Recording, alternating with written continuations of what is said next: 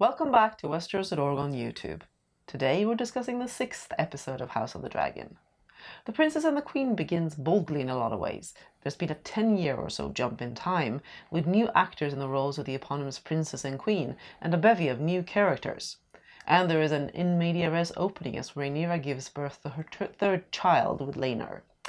They're summoned immediately afterward to Queen Alicent, and we see their tense relationship as it becomes obvious that the boy, named Joffrey by Laenor, is, like his brothers, not actually Laenor's, but the son of Harwin Strong, Rhaenyra's lover.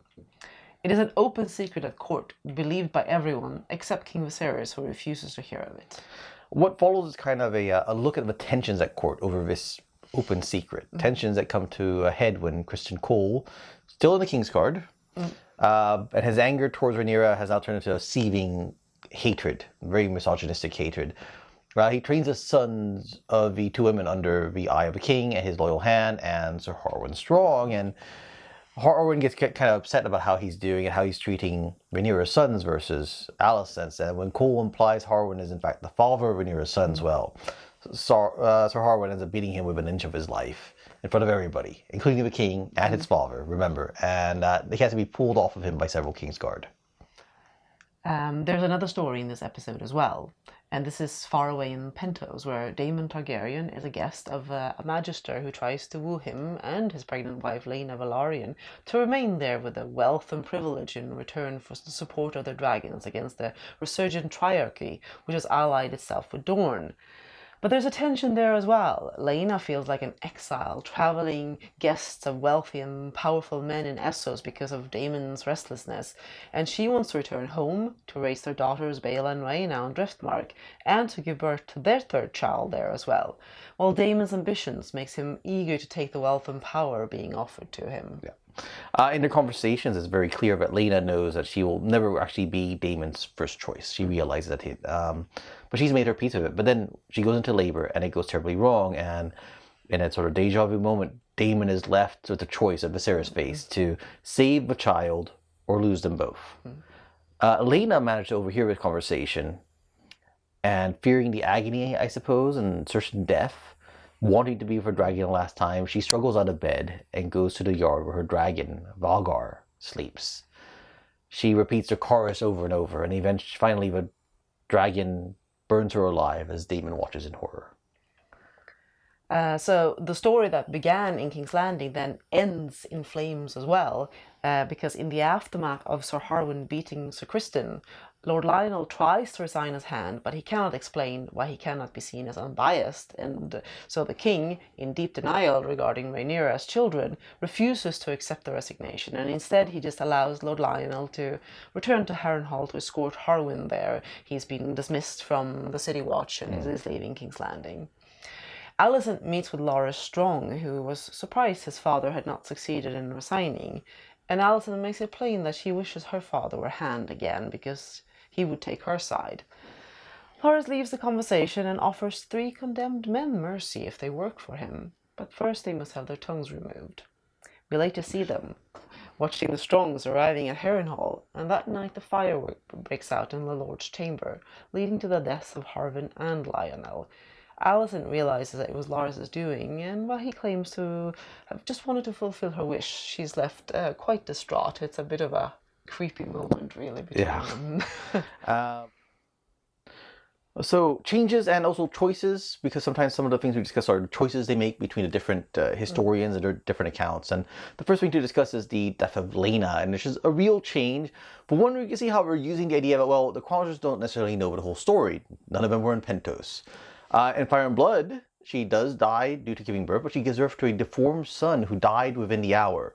And the effort left her bedridden and dying. And on the 3rd day, she seems to have attempted to get out of bed to fly on Valgar a last time, but collapsed and was found dead on the tower steps.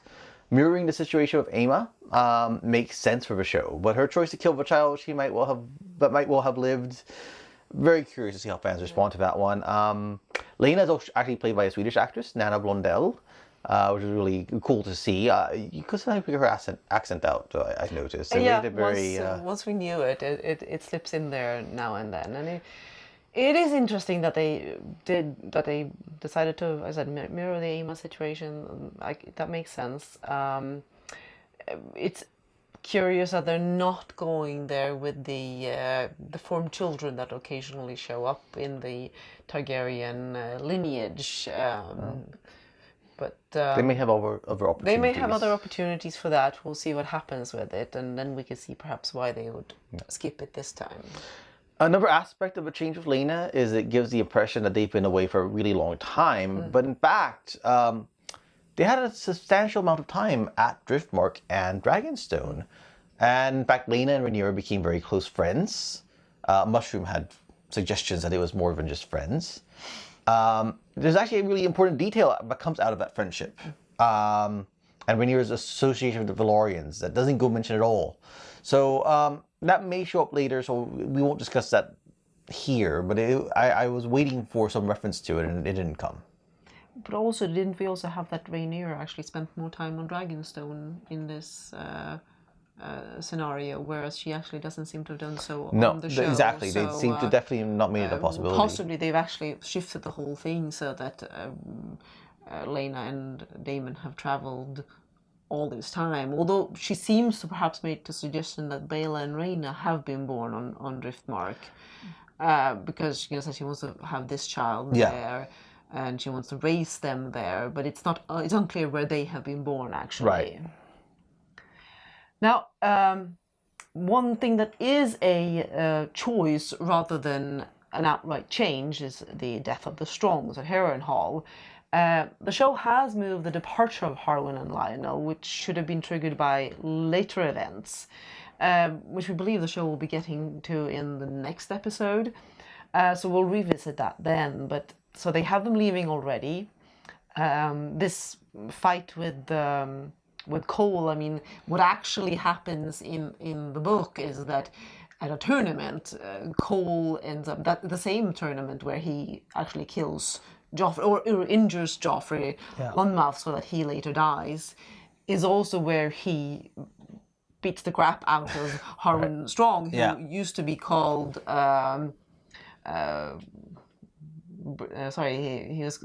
he was called Harwin Breakbones, and then Mushroom redubbed him Crackbones after the incident. So they've conflated, or they've shifted things around as they do. Now, the histories do discuss various rumored candidates for why the fire at Harrenhal might not have been an accident. It could have been an accident. Mushroom suggests that it was Corlys Velaryon as revenge for Lena being cuckolded by Harwin Strong. Septon Eustace believes it was Daemon, as he was around at the time. Yeah, he really dislikes Daemon as well. So. Yes, so that was basically, I guess, the idea again that it was because of Harwin's relationship with Rhaenyra that would have spurred that. Loras Clubfoot has been suggested so that he could become Lord of Harrenhal, and Grandmaster Mellows, who was still alive at this time, actually suggested that it could have been Viserys himself to protect the secret parentage of Rhaenyra's children. So there were a lot of potential candidates. Yeah. They decide to not make a mystery out of it.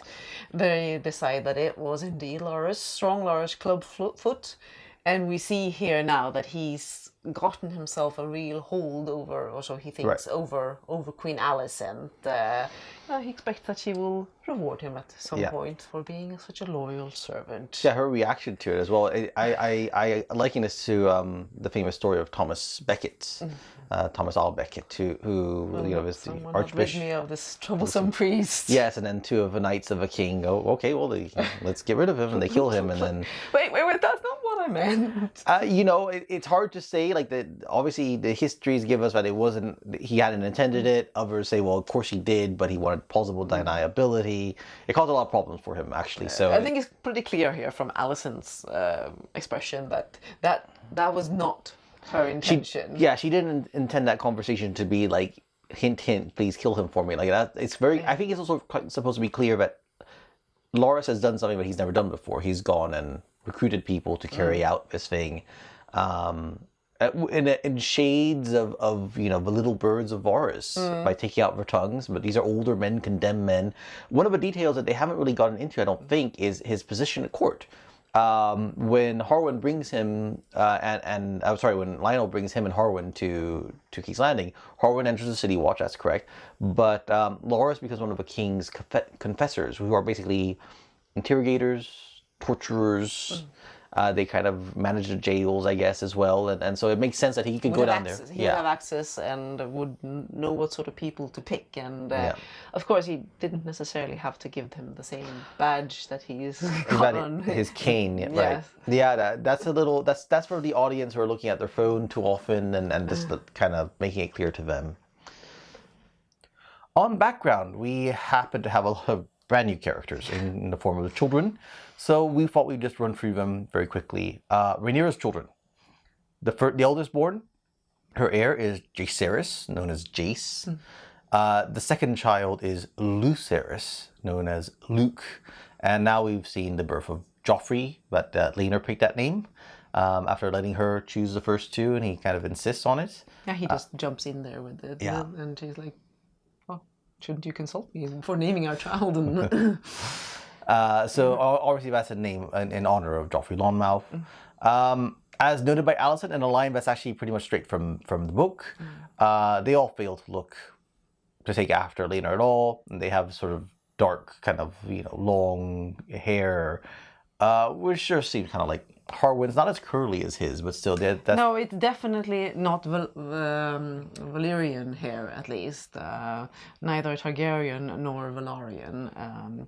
Yes, that line is one of the snippiest lines in all of George's writing, I would say, in Westeros. Do keep trying, Sir Laenor. Eventually you get one that looks like you. And yeah, I don't think Laenor had been doing that much trying, to be honest, too.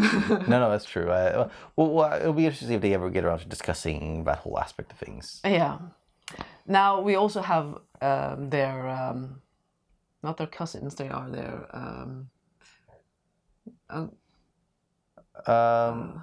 they are definitely their... Yes, they are Rhaenyra's cousins. They're her uncles. No, they're Rhaenyra's half-siblings, and they are her children's uncles and aunt. Because Alicent and Viserys have continued to reproduce. There's Aegon that we've already seen, of course, a bit more grown up and getting up to no good. And there's the daughter, Helena, and there is a younger son, Aemond. There is supposed to be a fourth child and a third son, Daeron. He's either unborn or unmentioned at this time, so there's been a speculation whether he will be in the second season. We'll have to wait and see if he's going to be referred to.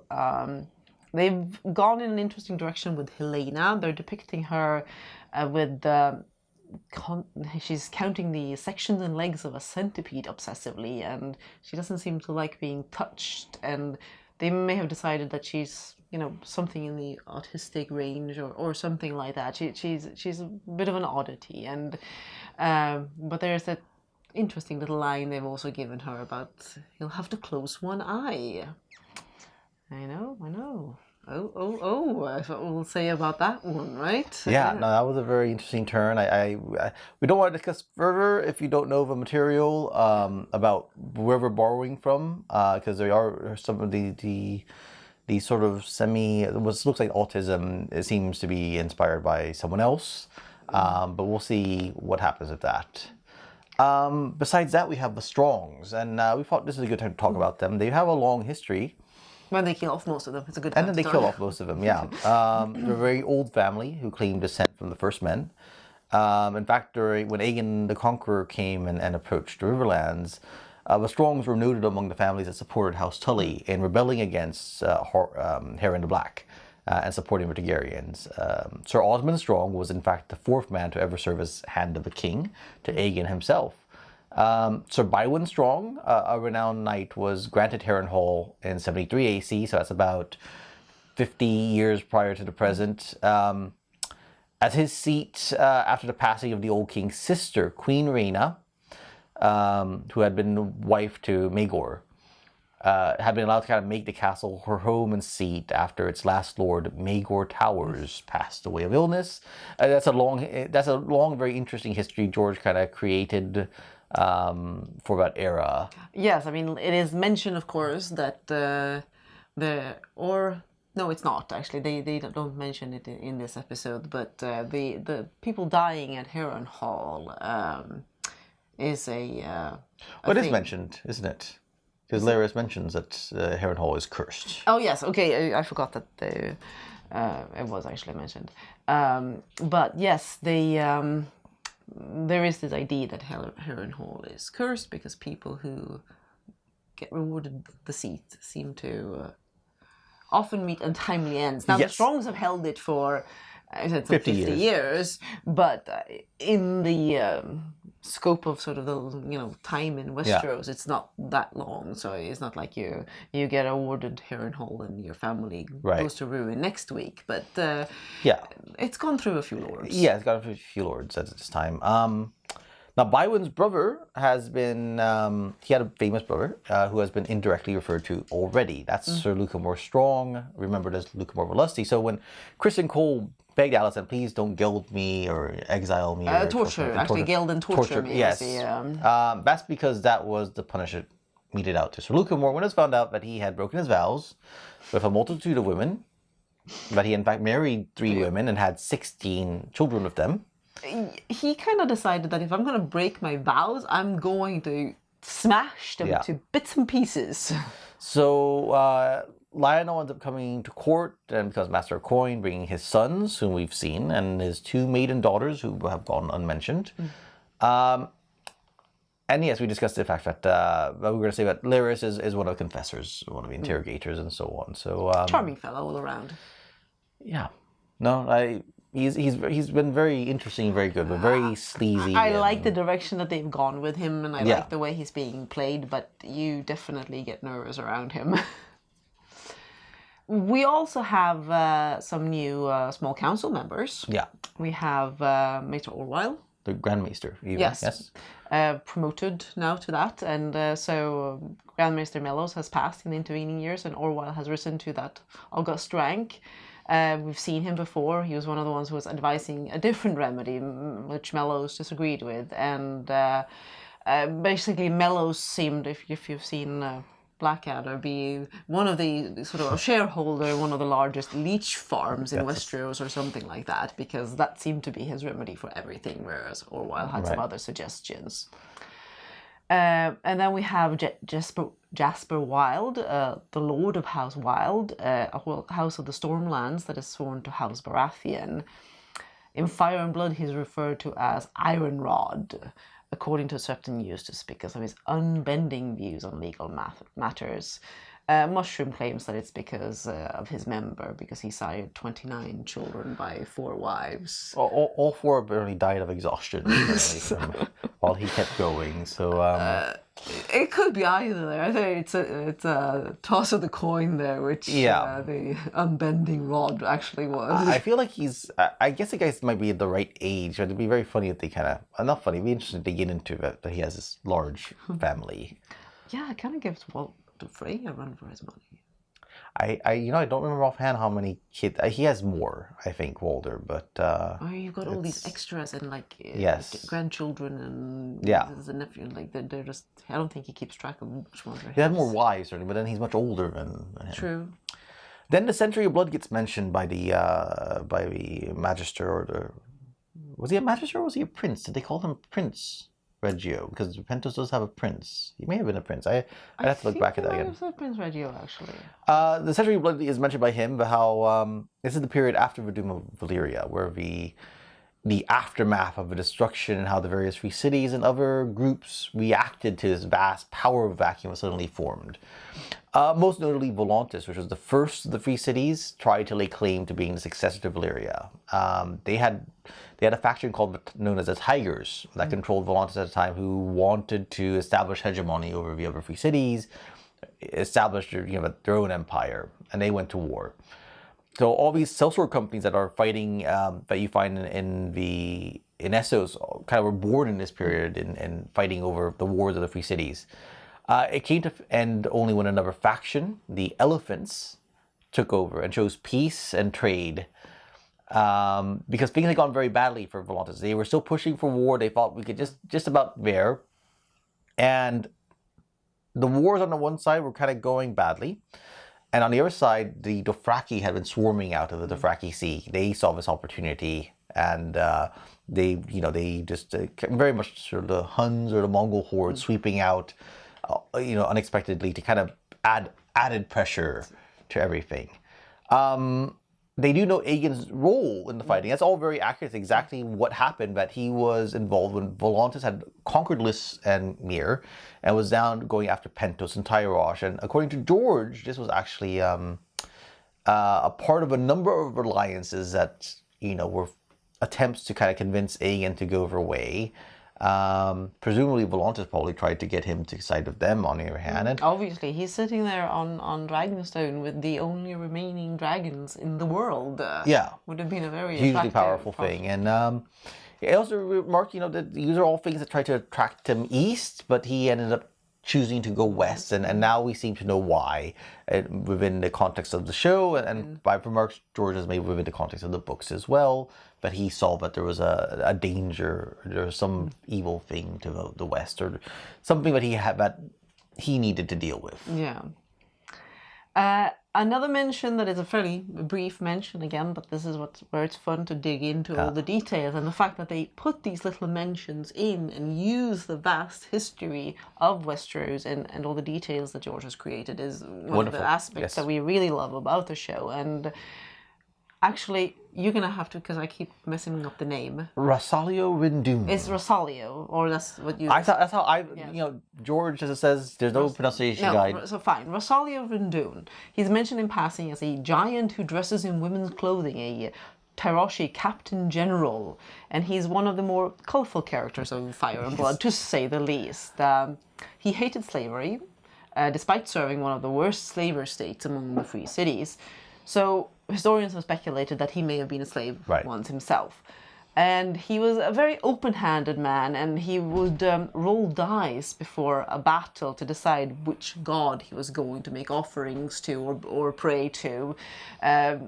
So, he didn't want to, exclude anyone, really. He would pick them on the day, and he could fight equally well with either hand or both at the same time.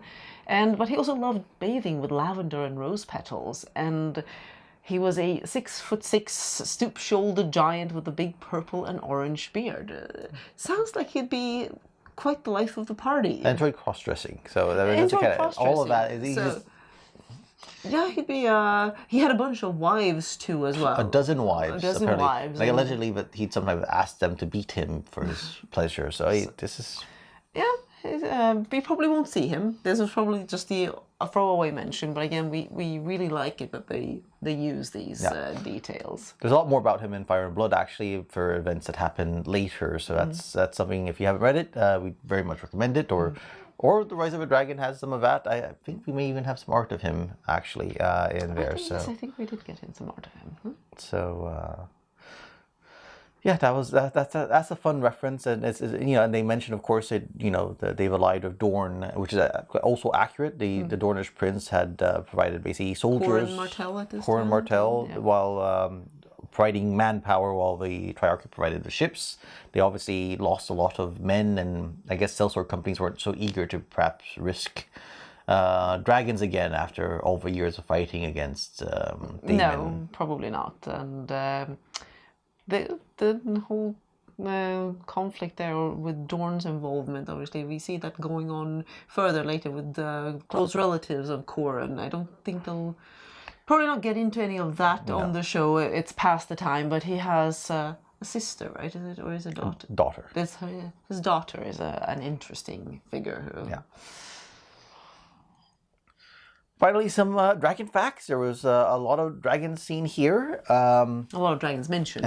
Yes. Well, we see 3 dragons, and we have 2 mentioned. So we have mentioned one is Sunfire, the dragon of Aegon, still a young dragon, probably not rideable yet. Then there's Vermax. This is the young dragon we actually see being sort of trained by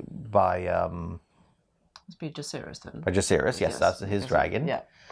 Then there's an unnamed dragon on Aemond. Actually, well, before that, actually, we have a whole scene of Aemond, and that's also from the book, but they gave him this winged pig. Yes, because he doesn't have a dragon yet, and they decided to have a bit of a practical joke on him. So I'm presuming the idea is, of course, that Lucerys has his dragon as well. Then, if they're all sounding like. It's not yet mentioned, but certainly he is claiming that he's the only one, so it may be, but yes, I would guess so. Most likely he does as well. And of course we saw them picking out an egg for Joffrey, so they all had eggs put into that hatch, basically. Hatched, yes. and that certainly, it did play a sort of a political part in a sense, because obviously the fact that they had all these questions about their parentage, and yet all of their eggs have hatched, and then Aemon still doesn't have one, was a bit of a sore point for Alicent, certainly. I'm gonna guess that they're holding the reveal of Sunfire, who's going to be probably a very spectacular looking dragon. Yes. Yeah. So that will be something for later. We have our own little dragon who's currently almost done, buddy. Then we see a named dragon. When Aemon decides to go down and try to claim one, and it's and it clearly does not want to be claimed. It shows him its teeth and yeah, we've seen speculation of this is Dreamfire. It could be. It's the right age. Dreamfire. It would make sense, because what other adult dragon would there be in the dragon pit at this time? I think that's probably right. So Helena is supposed to claim Dreamfire by the age of 11. It's not mentioned. It's not clear. Obviously, when they're talking about I'm the only one without one, I think they're being typical boys in this, which are the boys have one or not. So, or whether she's being played as being 11 now or not. It's unclear. The actress looks older than that, but Dreamfire was the dragon of Rhaena that we already mentioned in correlation with Harrenhal. Right. So she rode her for many years and had eggs from her. And had eggs from her that ended up being on the run. Yes, we've talked before about the whole thing of Alyssa Foreman taking 3 eggs from Dreamfire. Well, of course, we most likely this is Dreamfire, given that they mentioned that the egg that Daemon took was Dreamfire's as well. Yes. So this would make sense, but we have no confirmation that it in fact is so. I forget how she was described. I know we have some art that shows her as quite blue, purple colored. Purple's what I recall, but I admit she looked. It's hard to tell in the dark scene there what the dragon looks like. I think they are probably going to avoid the more pastel-y colors anyway. And then we have all this dragon training with teaching Valyrian commands. This is not something that Dany in the books does. It's not really especially mentioned in Fire and Blood, but they decided to go this angle. But there's a formal training process to learn and bond. It makes sense. I mean, you train a horse, you don't. Certainly that the commands would be in High Valyrian. Yes, definitely makes sense. It's kind of like how German, people use German for protection dogs and so on. So now, funnily enough, the some of the words they use, boss and the cutie and so on, are words that are in the Dracarys app. Where if you happen to have a Android or iPhone, you can have your own dragon and teach it commands. And then occasionally it'll be rebellious and snap at you, and you have to try and calm it down. Yes. Ours have now reached adulthood, and now there's lots of dragons every time we open the app and look up in the sky flying around. One thing that is not shown is the use of whips, which is a thing that we learn in Dance of Dragons. That dragon riders would use whips, and dragons seek violence. So you, rather than whipping and trying to, okay, I whip to the left, you want to go to the right away from the whip. No, a dragon goes towards where the whip has cracked. So that's an interesting aspect of things that they haven't done it. But I've seen Eve Best, who plays Princess Rhaenys. She's referred to the fact that she's gotten a whip. So no one else uses one, but apparently Rhaenys will be wielding a whip when she's riding her dragon. We saw her briefly, we didn't see her doing it. I think maybe they were just flying straight. She had no reason to. Yeah, because basically the idea is that it's not like you can sit on a dragon and use leg aids like you do on a horse. It's not going to feel anything. So you need some way of communicating with them. Although I think that, didn't they say in the I think it was the article about the dragon design that basically the reins are kind of there initially. I mean, they put these hooks into dragons when they're young, Right. and the reins are there for steering them. But later on, it's So supposed to big. read your mind basically, or sort of have a Makes sense, sense. or you shout commands at it, or something. And of course, Vagar has a very important role. We get to see just how huge and lumbering and old Vagar is. I was very confused a bit by all the like ropes, and so I realized it's probably like a cargo netting that you have to use to climb up on. the dragon. Yeah. So huge. And Lena is supposed to have claimed Vagar when she was 15. I mean, we know that they kind of foreshadowed it with having her talking about Vagar and being interested in Vagar from a young age. Because otherwise, you kind of might have wondered why she would pick this very old dragon. Yeah. Obviously, she's very powerful. Yeah. But she's still a bit old and clumsy. Right. But at some point in the intervening years, we don't see it, she claims Vagar and then decides to toast herself. Right. Vagar seemed a little puzzled. I kind of like that aspect of a dragon, kind of like. Am I supposed to roast you? I mean, George has said that dragons aren't a human intelligence, but they have a kind of intelligence. They're not just animals. Yes, and certainly, like they seem to see Caraxes reacting to Daemon being shot. Yes. Presumably, Vagar's like, that's going to hurt me. Yeah. So that's interesting as well. I mean, that seems to follow on the idea that there's the mental bond. There's a mental bond. It's not probably not at the level of Turn dragons. Well, or wargs, but something going on. Yeah. So that's it. That wraps up that episode. It was actually a lot of background, which I kind of really enjoyed. Yes, it was nice, and they start with these just little references, and then we can go and expand on them. Gives us something to talk about, and shows that they really use the material in a cool way, and they're not afraid to drop in these things that may not go anywhere. As in, they're just there for the color and for making the setting feel alive. Next episode is titled Driftmark, and we have been informed that this is a very momentous episode in a lot of ways. So, so it will be very interesting to discuss that afterwards and to see how people react to whatever it is that's going to be going down. Yeah. Until then.